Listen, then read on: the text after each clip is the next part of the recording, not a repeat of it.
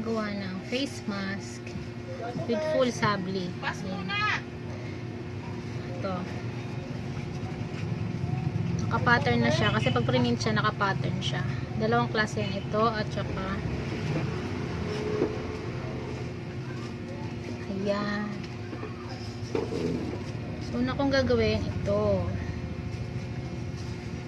Meron na siyang ayan, iano ko muna. Tayain ko muna dito.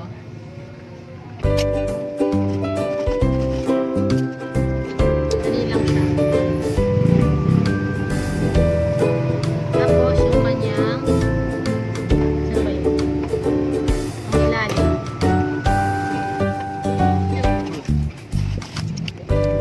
Nasatay ko.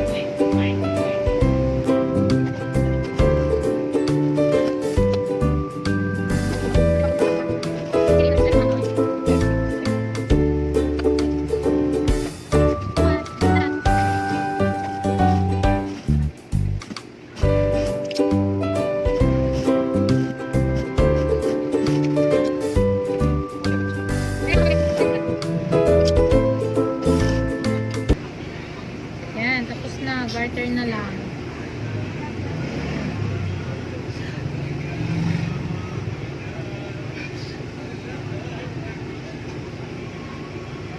So, yan.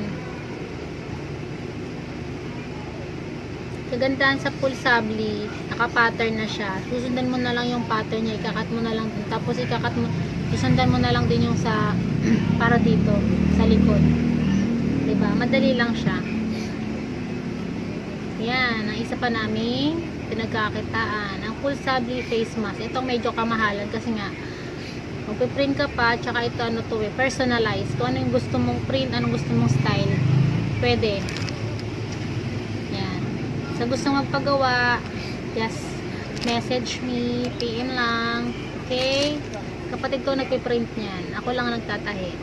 Thank you for watching po at sana nasundan nyo. Bye-bye and God bless.